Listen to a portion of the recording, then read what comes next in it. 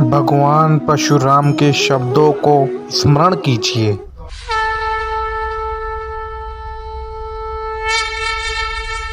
जाओ कर्ण, जीवन में एक समय ऐसा आएगा जब तुम्हारे लिए परीक्षा का सबसे बड़ा क्षण होगा। तो उसी क्षण तुम्हारी विद्या तुम्हारा साथ छोड़ देगी, लुप्त तो हो जाएगी, तुम्हारे किसी काम नहीं आएगी। यदा यदा हि धर्मस्य ग्लानिर्भवति भारत अभ्युत्थानमधर्मस्य तदात्मानं सृजाम्यहम्।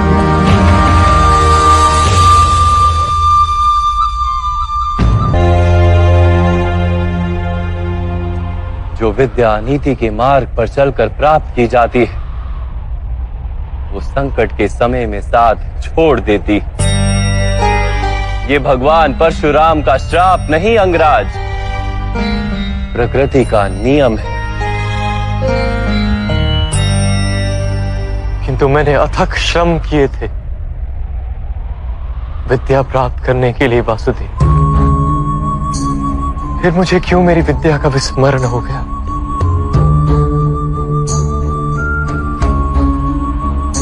विद्या प्राप्त करने का प्रयत्न आपने क्यों किया था अंगराज? क्या विद्या का महत्व जाना था आपने? क्या विद्या प्राप्त करके समाज को लाभ देने की इच्छा थी आपके हृदय में? या केवल अपने अपमान का प्रतिशोध लेने हेतु आपने विद्या प्राप्त की? वास्तव में विद्या प्राप्त करने हेतु श्रम की तो आवश्यकता ही नहीं होती, केवल एकाग्रता और समर्पण पर्याप्त है। ज्ञान तो आत्मा का सहज गुण है और आप बुद्धिमान हैं। आप ही बताइए, विद्या ग्रहण करते समय मन एकाग्र क्यों नहीं रहता?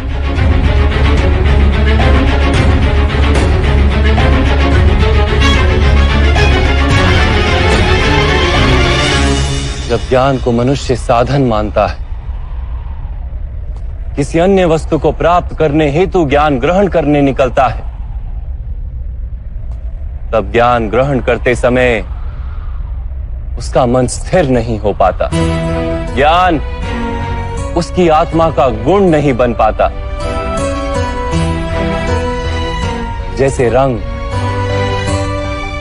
वस्त्र का अपना गुण नहीं होता, इसीलिए सूर्य प्रकाश में तपकर रंग छूट जाता है। जो व्यक्ति अमूल्य ज्ञान का मोल जानकर ज्ञान प्राप्त करता है, वो उत्तम बन जाता है। किंतु जो व्यक्ति कुछ और प्राप्त करने के आशय से ज्ञान प्राप्त करता है, वो जीवन भर श्रेष्ठ बनने की स्पर्धा में लगा रहता है, किंतु उत्तम नहीं बन पाता। आपने भी ज्ञान प्राप्त किया किसी आशय से, भगवान की शरण में रहकर भी आपका मन शांत नहीं हुआ। आप प्रतियोगिता करते रहे कहीं दूर बैठे अर्जुन के साथ। मैं लौटूंगा, पर इतना विश्वास दिलाकर जाता हूँ कि मैं भारतवर्ष का सबसे श्रेष्ठ धनुर्धर बनकर लौटूंगा और आपके सभी शिष्यों से श्रेष्ठ बनूंगा मैं। ज्ञान प्राप्ति का आपका आशय ही अनुचित था, तो इस विद्या का विस्मरण कैसे नहीं होता अंगराज? कैसे नहीं करता मैं प्रतियोगिता वासुदेव? कैसे समझौता कर लेता अपने जीवन के साथ? ये समाज निरंतर ही मेरी संभावनाओं को कुचलता रहा है, मेरी शक्ति को सम्मान नहीं दिया, मेरे स्वप्नों को स्वीकार नहीं किया, सदा ही सूत पुत्र कहकर अपमानित करता रहा है मुझे। अपने पिता की बात मान लो, क्योंकि उन्हें ज्ञान है कि सूत में सामर्थ्य नहीं होता।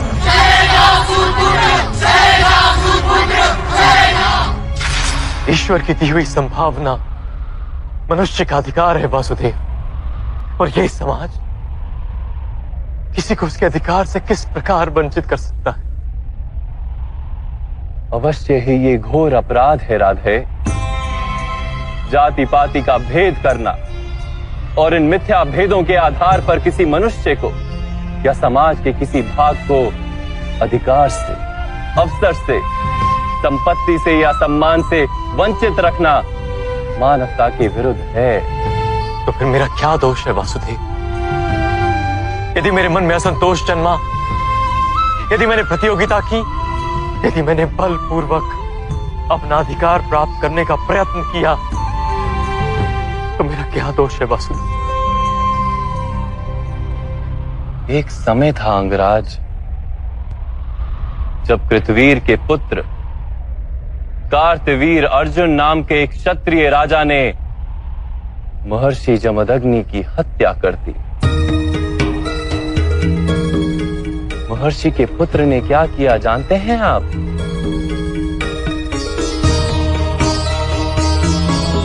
उन्होंने अपनी पीड़ा में भी विचार किया कि क्यों उनके पिता महर्षि जमदग्नि की हत्या की गई, कहां फैला था अधर्म। उन्होंने अपनी पीड़ा का विस्मरण कर दिया, समग्र समाज की पीड़ा को अपना लिया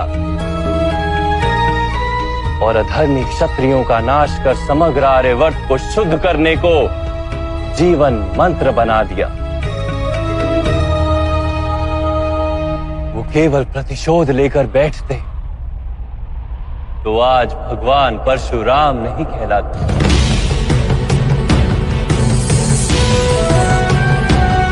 हाँ राधे, आपको जो दुख और अपमान मिले वो वास्तविक थे, किंतु आप उन्हें अवसर बना लेते तो समाज का उद्धार होता और आपका कल्याण होता।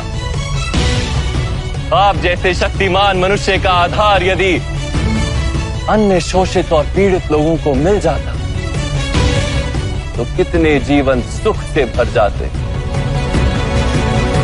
आपके पास संभावना भी थी, सामर्थ्य भी था और उस पीड़ा का अनुभव भी था, किंतु आपने अपना जीवन उन्हें समर्पित नहीं किया। आपने अपना जीवन समर्पित कर दिया दुर्योधन को, जिसके पक्ष में केवल अधर्म था और कुछ नहीं।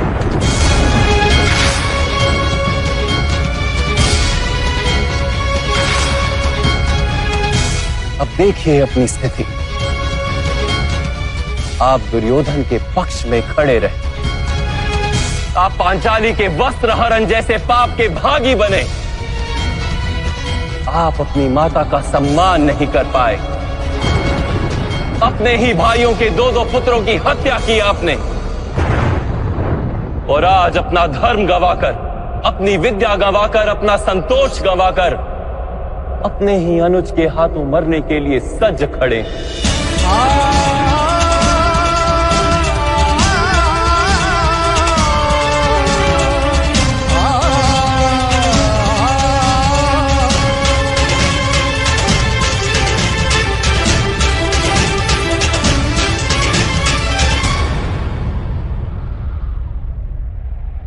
आप यथार्थ कह रहे हैं वासुदेव।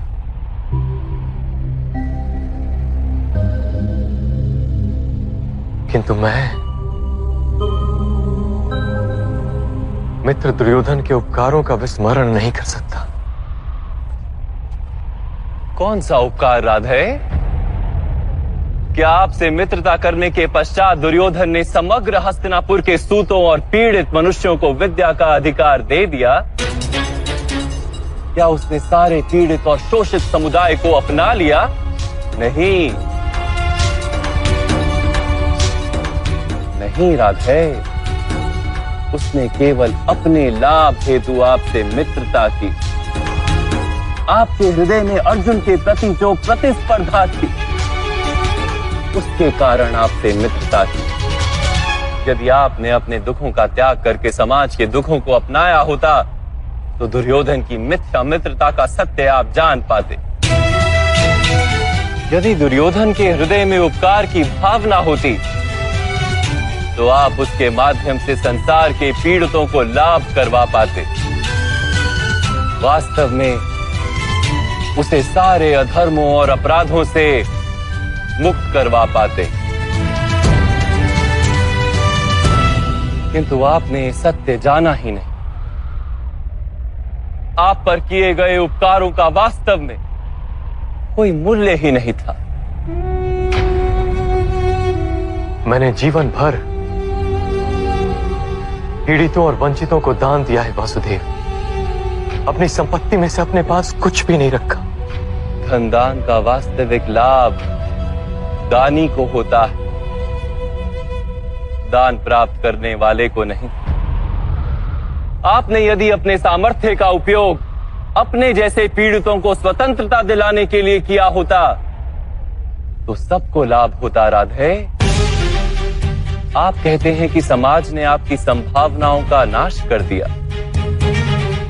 किंतु ईश्वर द्वारा दी गई उन संभावनाओं का मूल्य तो आपने जाना ही नहीं।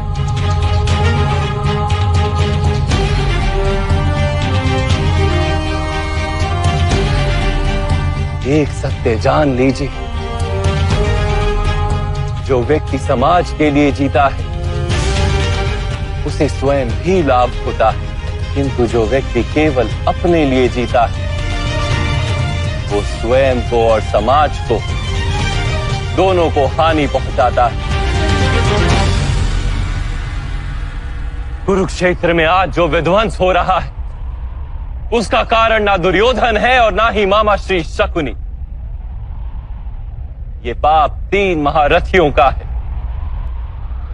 महामहिम भीष्म, गुरु द्रोण और आप राधे।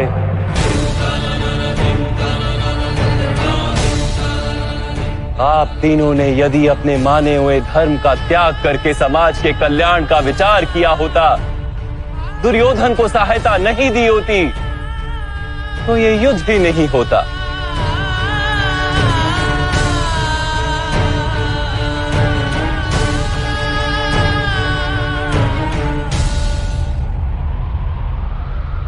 आप उचित कह रहे हैं वासुदेव। इस समाज को जितनी हानि अधर्मियों से नहीं होती उससे अधिक हानि धर्म जानने वालों की निष्क्रियता से होती है। इस महायुद्ध का पाप हमारे सर है।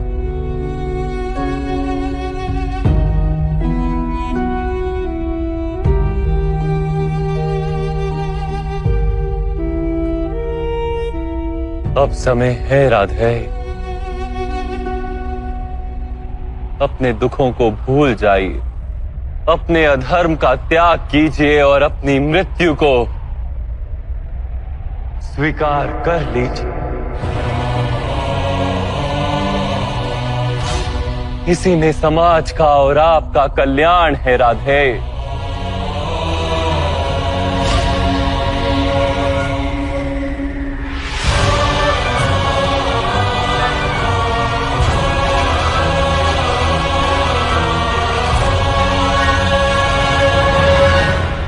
मैं आपका आदेश स्वीकार करता हूं वासुदेव,